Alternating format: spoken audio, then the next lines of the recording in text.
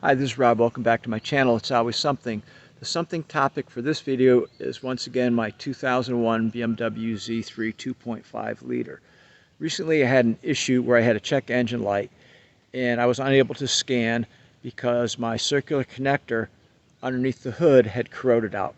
I replaced it, and when I was finished I checked what my code was that had thrown the check engine light. It was a P0171 and a 174.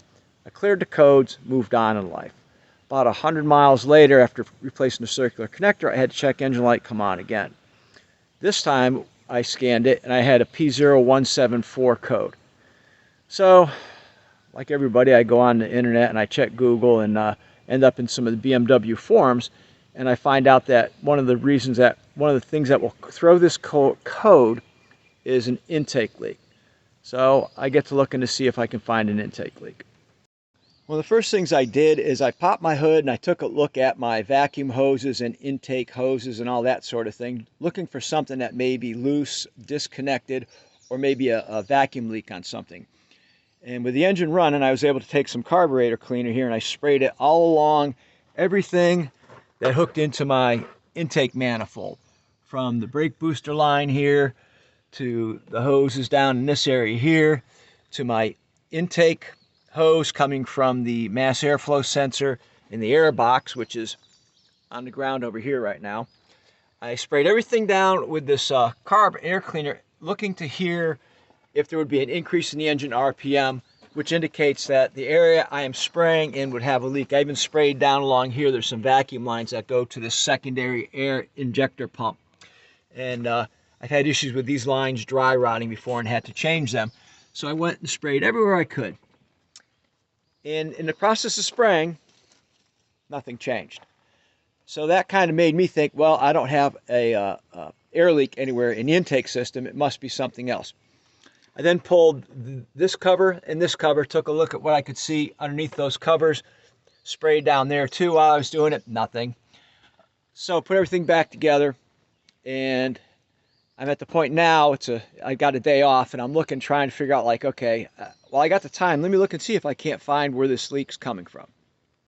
So having found no leaks using the carb cleaner, I decided to go back to the BMW forums and start reading up and see what some of the other people have had problems with. And this one guy I'm reading, and he's getting his ass kicked on multiple posts, and he's got people helping him. He's having a hard time finding what's throwing his 171 and 174 code.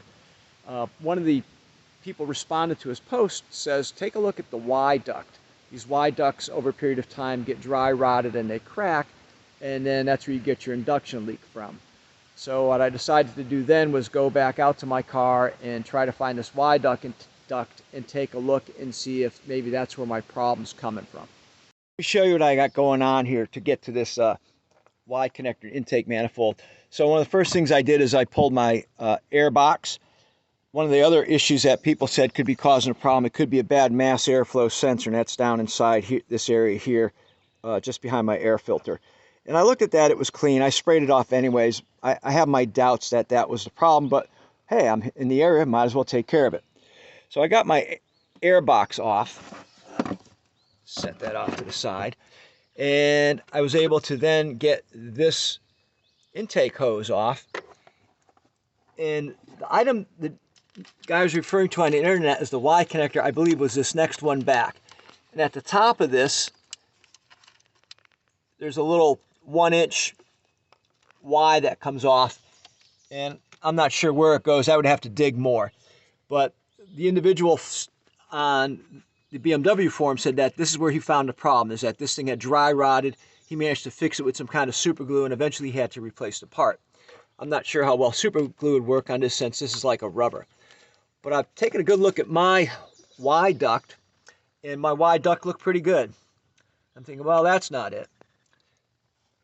So I pick up this one here, and I'm looking at it. And keep in mind, I sprayed everything really good with brake and carb cleaner, and I got no rise in the RPM. So I'm kind of looking at it, and in the process of looking at it, down inside of here, about where that first rib is, you see the daylight coming through there?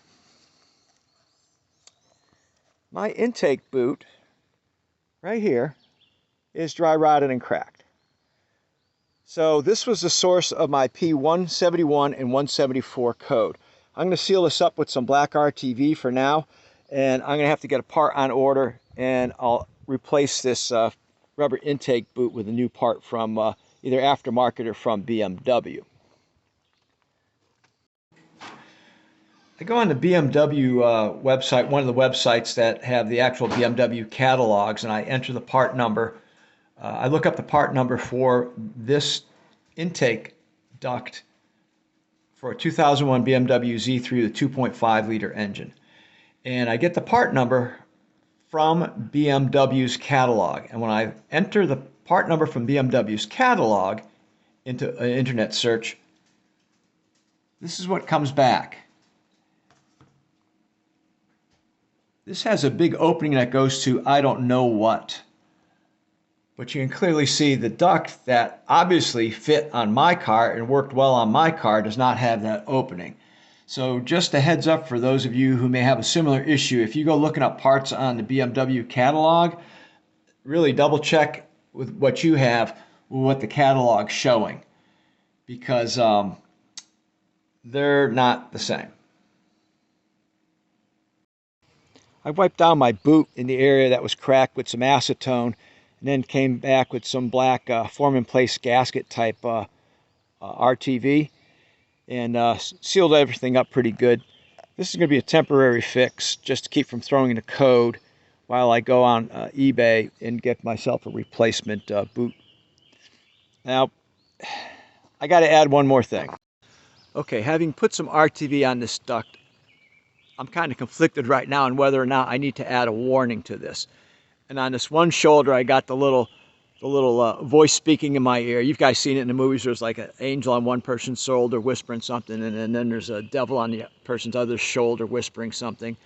Well, the one on my shoulder here says, nah, you don't got to give anybody a warning. Nobody's that stupid. It's just common sense. And then the voice whispering on my other ear says, yeah, they are. People are that dumb. You better say it.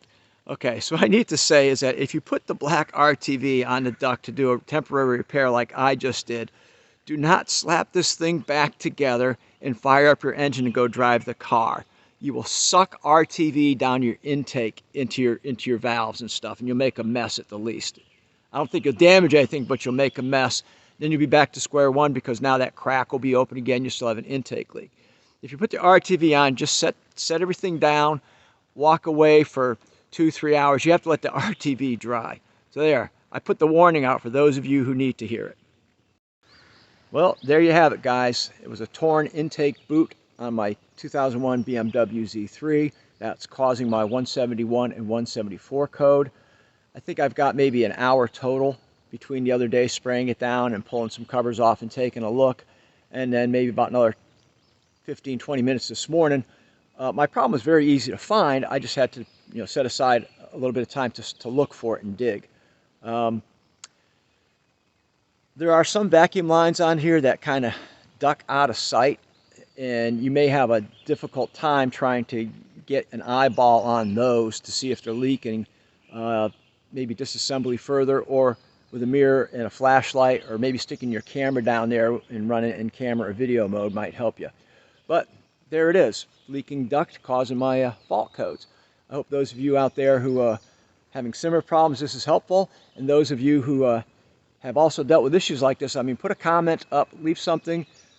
My purpose for posting these is sharing some of the things that I've found, and with the intent of helping people just like myself who are having similar problems with their cars. And some people have no mechanical experience, and they just think, oh my God, I'm in over my head, I can never do this. Well, this is something you could do. This is a very simple problem. So anybody who's worked on this before, post some comments. Let everybody else know. Share your experience. Again, thanks for watching. Peace out.